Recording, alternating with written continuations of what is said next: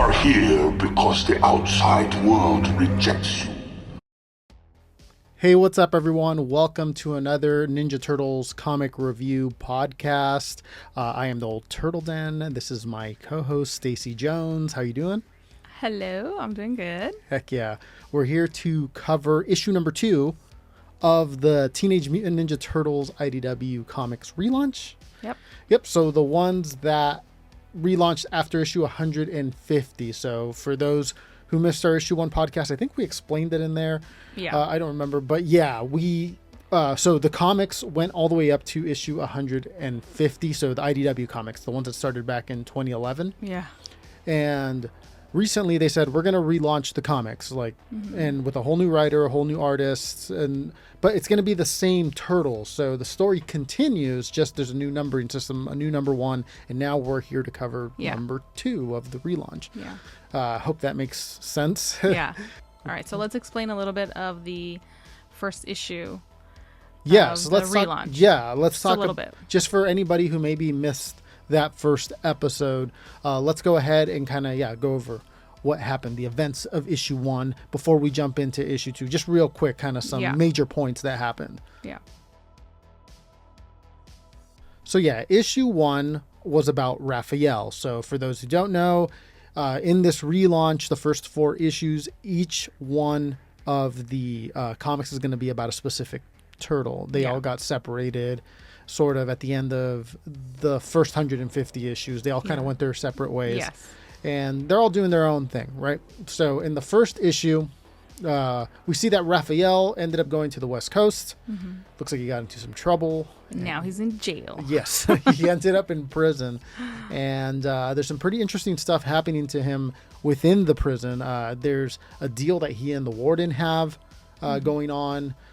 Something about he has to find the corruption within the prison. Mm-hmm. And if he does this, the warden will help him out, I guess.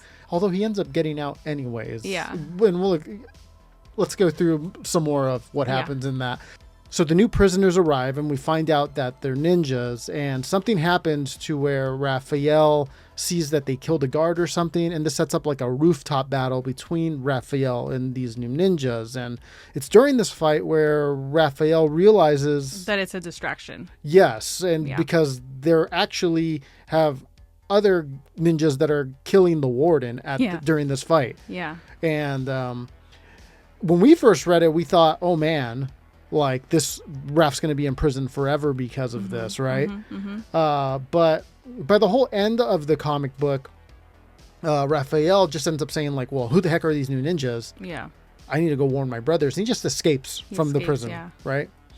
It wasn't until the last little stinger scene, I guess, the last scene in the last page in the book, where we do kind of get a hint of who these ninjas may be, because there's like a DA from New York. We're back in New York at the end of issue 1. And there's a DA an existing DA that's currently in place. And he kills his competition who was going to win the position. Yeah. And at the end of it, he tells the corrupt cops that he's with that helped him do this, tell Karai that the city is ours. Yeah. So I don't know if this guy works for Karai or if he's against Karai, but it made it seem like he worked for Karai. Yeah. So it could be, the way I saw it was it could be he's talking to the guys tell Karai we did the job for her and the city is ours, all of ours, And, or it could be, this is our turf now, not yours anymore. That's what I thought later. And I was like, okay, well, maybe it's that. Maybe Karai doesn't have anything to do with this, but we'll see. Yeah. So, because for those who don't know, I think we talked about this in the first episode of the podcast, but Karai was trying to make the Foot Clan good. In the, in this whole IDW comic story, the last time we touched base with her. And now this is all happening, so it's why is the Foot Clan killing again? Yeah. So that's issue 1 pretty much. Yep. Okay, so let's jump into issue number 2.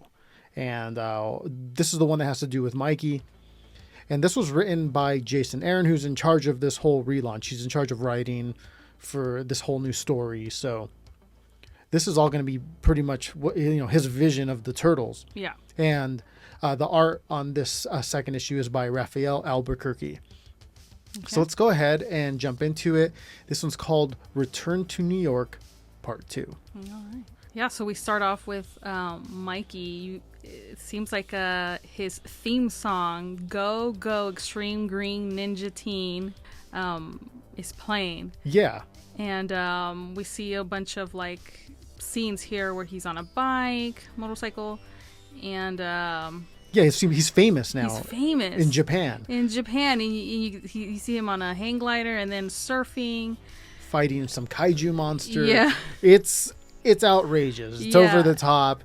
It's Michelangelo's famous now. Yeah, and so we start off in Japan, and he is on a scene. He's shooting another movie, and he is fighting some kind of ninjas, and in the middle of the scene he stops because he thinks he hurt the ninja. Like, yeah, he whacks one of them really hard, and you see like, you think it's blood, but I think it's just like spit coming out of the ninja's mouth, and you find out like, oh, they're like, don't worry about it, Mikey, they're just prop. Yeah, they're fake. They're rubber nunchucks. Yeah, and so he's like, well, I'm sorry, I've been just so used to fighting actual ninjas that it's kind of hard for me to hold back. Yeah. And yeah, he's you kind of get a little sense that Michelangelo misses his old life here. Yeah, yeah. And then we go to the next page, and he's leaving, shooting the scene, and paparazzi are out there waiting for him, and he has to smile, wave. I don't know if you noticed this on this part, but there's like two very suspicious looking paparazzi. Yes, I did. They kind of give him like these like evil looks. Yeah, I wonder what. I think that may be scoping him out. I think those may be the same guys that attack him at the end. They're just kind of following him. If I had to guess. Yeah. No, that's a good guess. So yeah, he's going through his life and how it is now as a famous TV star in Japan. Yep. And you see that now he goes to all these fancy dinners with like elected officials, governors, movie executives, yep. a bunch of a celebrity chef, I think, at one point. And they're all, they all have laughs and stuff, but he's kind of like, this feels fake. Yep. He's not I'm like fake. that. I'm being fake. Yeah. And he feels like he's pretending all the time. And he even says at one point, like, all these fancy dinners, but it's still not the best dinner I've ever had or something like that. And it cuts back to him back at the sewers with his brothers, and they're just on the ground eating a box of pizza. Just a plain, simple pizza. And that's, to him, that's like the best meal that he could have. Which is true. It's like sometimes it's the company you keep. Yeah. That is more valuable than fancy dinners and all that stuff. Yeah. So yeah, we get some like panning looks at the city, and there's just like billboards of Michelangelo everywhere. He's on a bunch of screens, and then we end up back at his penthouse. Yeah. And you see that he's knocked out, like sleeping, knocked out. And you could tell he just ate a big box of pizza by himself. Yeah. And we get more of Michelangelo's like inner dialogue here. Yeah. He's talking about how when he first got to Japan, he used to go out looking for trouble. But that it would be kind of hard to find trouble because the Foot Clan is kind of peaceful now. Yeah. They're not really causing trouble anymore. And so he wouldn't find much when it came in terms of like fighting them. And then he talks about how nowadays it's just like old kung fu flicks, and pizza is how he unwinds. Yeah. And he's like, how did I get so old? How did I get so old? Yeah. Yeah. And we see that he ate a pizza, and he's kind of just like, on his couch, just slouched. It's not sitting with him very well. No, he notices that his stomach starts hurting, and he thinks it was expired or something, but come to find out he's been drugged. Yeah. Which I had a theory on that. I wonder, because remember how back when he was eating around the time where he was eating the dinner and leaving the production, there was those two like paparazzi guys that followed him. I wonder if they followed him to the dinner with the celebrity chef and everybody and like poisoned his food, drugged his food there, and it's now kicking in when he gets home. Yeah, maybe. Because he says he just got this pizza from like a local convenience store. So I don't think it was the pizza. I think it was like the dinner thing he went to where they poisoned him. Yeah. And so he's poisoned, and as he's poisoned, a helicopter arrives right outside of his penthouse, and a bunch of ninjas jump into it. Yeah. They break into his penthouse and they start attacking him. They start beating him up.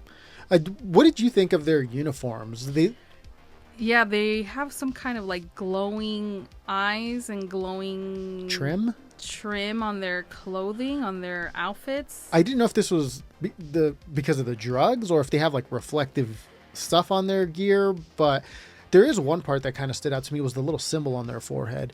It kind of looks like the Foot Soldier or the Foot Clan. The Foot Clan logo yeah, symbol. Yeah, and the ninjas from the first issue didn't have those, I don't believe. No. Okay. We'll put it up right now, but we'll see. But I'm pretty sure they didn't have a little logo like that. It's been so long, but yeah. Yeah, so maybe Karai did make them not be peaceful anymore. It's kind of looking like that. Although it could be somebody framing Karai. Yeah. Yep. Could be somebody framing Karai. So then, they were beating him up. Yeah, the foot soldiers come in. They have these like bats with like nails sticking out of it or something. Or these spiky clubs. They don't really look like bats. But yeah, they start swinging at Michelangelo, and Michelangelo fights back. Yeah, he's drugged though, so he can't really defend himself. And he has these nunchucks from the movie or the show. And they're made out of rubber, so they're not really doing anything to these guys. They just throw him up against a TV, and it's crazy. And so then we see him kind of run and try to defend himself, but again, they keep beating him up. Then we come to the point where, as they're beating him up, he sees his brother Leonardo. The drugs have made him start hallucinating. And this is not good. No. Because he's in the middle of a life or death fight. Yeah. And now these guys that he's fighting are turning into his brothers. Yeah. Although he does work out some he fights some inner demons here as he actually fights the foot soldiers, because as each one kind of becomes one of his brothers. Yeah. And he's taking out his frustrations on each one of these foot soldiers, but he's taking out the frustrations he has against his brothers. Yeah.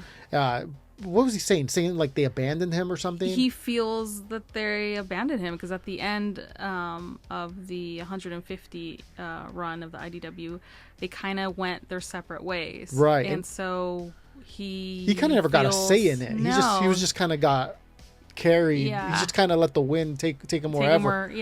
And so he ended up in Japan and by himself, and he ends up being a movie star, but he feels alone. He feels like he was abandoned. Yep.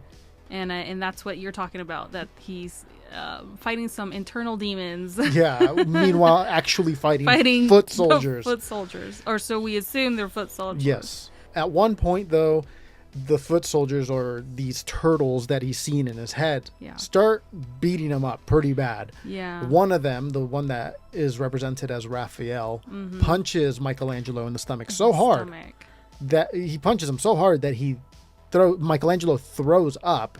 And this actually works to Michelangelo's benefit, because he throws up some of the drugs and his hallucinations and stuff start kind of like fading away. He starts kind of coming back to reality. Yes, he throws up that drug that he consumed. As he falls, the real nunchucks. Yeah, he sees these diamond encrusted nunchucks that somebody gave him at some point in his fame here in Japan. And so they broke out of their... they were in a case. In a case, yeah. And so he's reaching for them, and he's like... You could see the Mikey come back, like, here we go. Like, you guys want to fight? Like... And I thought that was pretty badass. Yeah, he gets excited. He gets confident. He even throws on some sunglasses, and he's like, okay.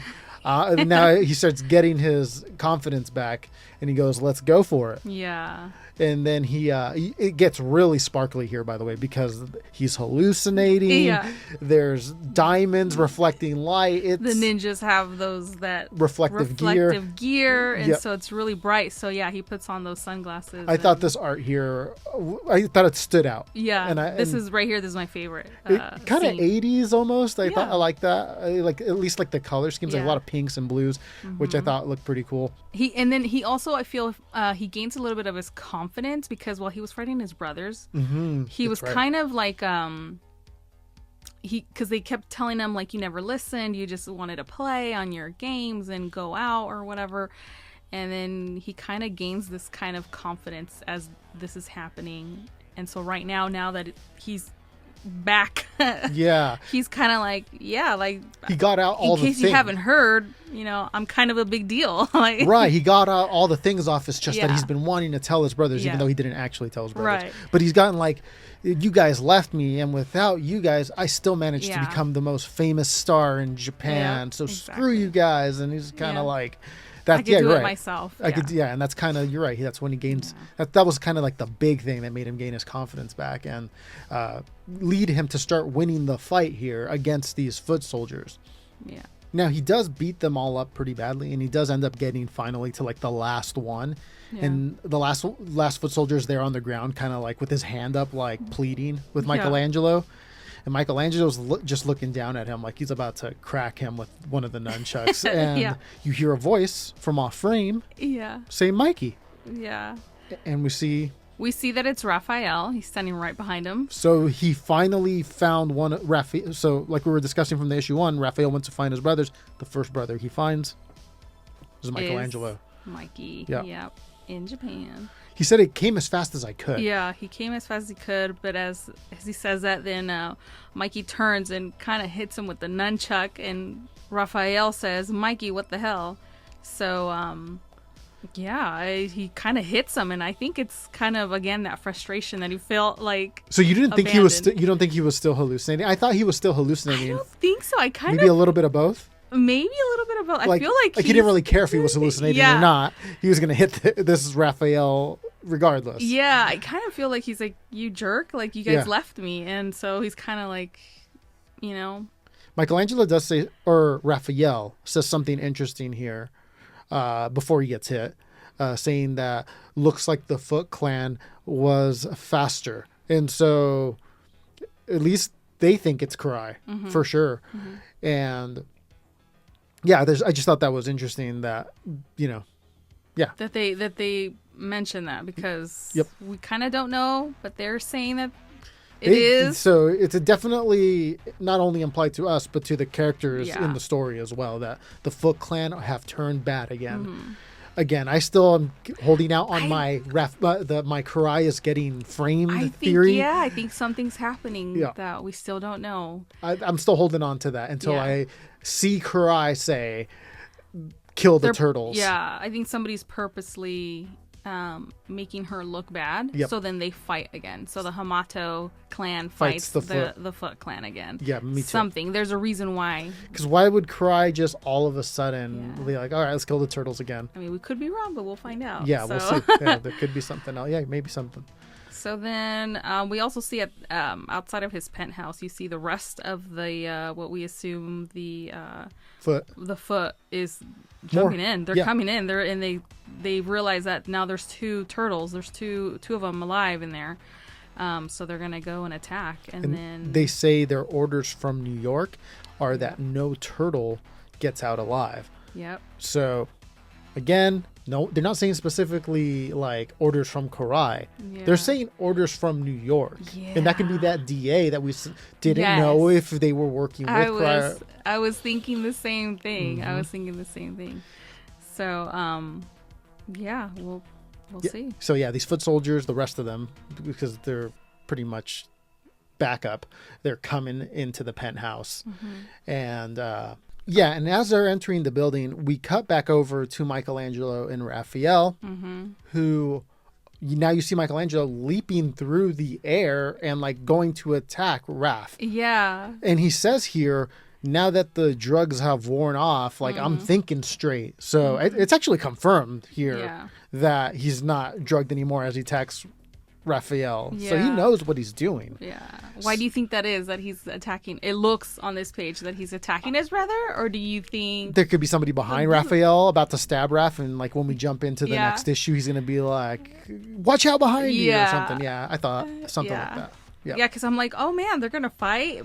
Like, yeah, because it cuts off to like right at Raphael's back, and so there could be somebody right behind. There could be. Yeah, we'll see how this plays out, but I don't think he's gonna kill his brother. That says to be continued in it says to be continued in October with Leonardo. Yes, issue number 3 will focus on Leonardo, and I think this is a good time to jump into that preview and you can give your opinion on it, and we can talk about it. But what did you think of this one, of this issue 2? Yeah, I thought the pacing on this one was a lot better than issue 1. Yeah. It was fun. I guess it's because Mikey, he's like the fun one, always has been. Yeah, and the action on this one is like nonstop from beginning to end. I like it. There's always something going on. And Raph's was cool too, but yeah, a little more serious with his. Yeah. Meaner and edgier. This one for sure felt more fun, and yeah, I thought it was great. I can't wait to see what they do with the Leonardo one. I think it's a perfect time to jump into that preview with you, kind of pick your brain a little bit and see what you think of this preview and what you think could be going on here. Yeah. All right, let's jump into that. Yeah. Okay, so the next issue that we'll be covering in the next episode of this podcast will be issue number 3 of this Teenage Mutant Ninja Turtles comic, and that one is the one that's going to revolve around Leonardo. Yeah. And recently they did a preview, a 2-page preview on comicbook.com, I believe. Mm-hmm. And in the preview, which you could see it there on your end, you could see the foot. It looks like I thought we were in Northampton. No, I don't thought think something so. else. I think they're somewhere like in the jungle in South America or something. So yeah, it looks like a very foresty area. Yeah. And we see helicopters arrive again with foot soldiers. These ones look more like your traditional. Traditional with the red eyes. Yep, and the logo and everything. These look like the foot soldiers that I remember from the story. Yep, they see a campfire. Yes. From the helicopter's point of view. You see a campfire, and then they come down, and then it seems like Leo already notices it, so he starts digging in somewhere a hole that he is at. He's digging a hole, and then the ninjas are coming for him. They surround him. Yep. And he's still digging, and then he reaches his katanas. They were buried for some reason. Maybe he was like, I'm done. Emergency, maybe? Or maybe, yeah. Which, again, if this is like in South America or something like that, like what has he been doing there? Because if he's got katanas buried there, he must be doing something there. Maybe trying to live a life of peace. Maybe, and he's, Or it's either they've been tracking him because... I don't know if you notice his wrappings on his hands, they have blood. Yes. So he's already been fighting maybe them, and he's just running, and then they end up finding him here, and he digs out his katanas. And then we see that he gets surrounded by foot soldiers right after this, after he gets his katanas, and they all have like crossbows pointed at him. With laser beams. Yeah. So he's got a bunch of dots on him, and they're about to shoot, and the last little frame we get here is of his thumb. Like unsheathing the katana. Yep. And I think that's cool. And that's where so the next episode of this podcast, that's the comic we'll be breaking down. Yeah. We're going to be doing this for every issue of this Ninja Turtles comic. So if that's something you guys are interested in and you're not subscribed yet to the channel, subscribe, because we're going to be covering every issue. And I didn't ask you. What did you think of the Michelangelo issue number 2? I particularly like the scene where he puts on the glasses and he grabs the nunchucks and he's like, "Let's go," kind of thing. And I like that. And then I do like also that inner turmoil he was having while he was poisoned, drugged. How he's kind of coming to realization, like, I don't need anybody. I like that. What do you think of? Now that's kind of issue 2, right? Like now you're kind of starting to see a trajectory of like this new Turtle story. Like you saw a little bit of Raph. We saw Mikey. Well, not a little bit of Raph. We saw Raph's story. Now we've seen Michelangelo's story. We see a little bit of Leo's story here. Yeah. And like how do you see this like going? At least like some predictions, theories, anything like that? Oh, well. If you remember Donatello, at least at the end of the 150 issues, I think he spent like hundreds of years traveling, right? Or in the past. In the past, and trying to set up everything so nothing happens. So just so everybody knows, he might be a little bit different when they do his. Like, he might be like incredibly wise, more wise than he normally is. Yeah.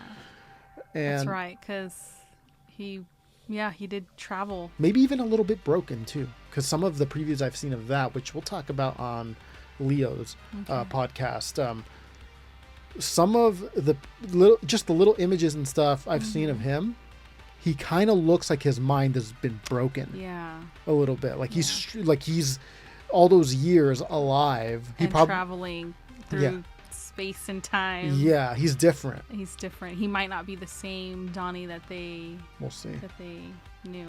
Yeah, so we'll see. That was a lot of fun covering that.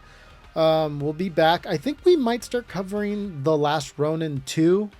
That's the sequel to the original Last Ronin, but this is with like the new Turtles.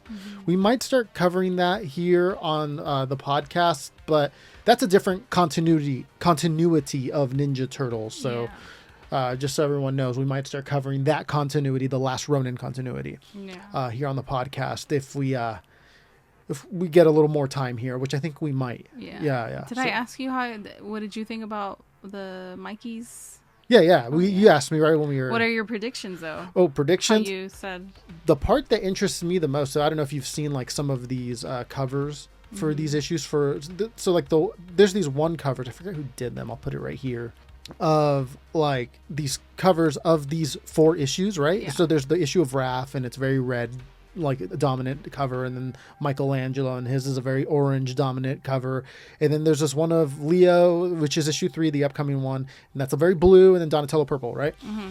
And then issue 5, it's like that same style, so the artist did it in the same style as the other, but it's of all 4 of them together, and that one's green, and it looks and that one, I like the little theme they have going for those first 5 issues. I guess why that was just like a fun thing that kind of caught my eye. But I guess my biggest thing that I'm looking forward to is when they all come back together, how they come back together, what their dynamic is like now that they're all kind of different. This is the first time the Turtles will be 4 together, but Raph is a hardened criminal. Michelangelo is an ex-superstar. Donatello's mind has been bent out of whack. And then Leo is I don't know exactly what he's been doing. Maybe a life of peace. Maybe. So it'll be interesting to see how their dynamic is now, because it'll be very hard for them to go back to how they were like together. This will be a new way of them being together. They're different. They've grown up. So they're different. You can just tell that they're. And I do like that we're going back to grounded, like ninjas.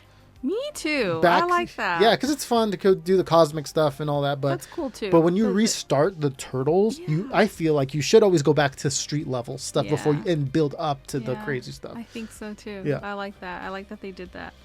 But overall, I think these are fun. I don't know. I just have this really good, a really good sense of feeling of like. This is going to be a ride. Yeah. This is going to be a cool ride. And it's dark, but I love it. It's fun, but it's dark, and I think that's they're what edgy. Yeah. Yeah. I think that's what a lot of people are going to like about these. But let us know what you guys thought down below. I think we're going to close this out, right? Yeah. We'll close it out with that. That's it. Issue number 2 is in the books. It took us forever. Sorry we are late on this. We had to get a new camera. It was a whole thing.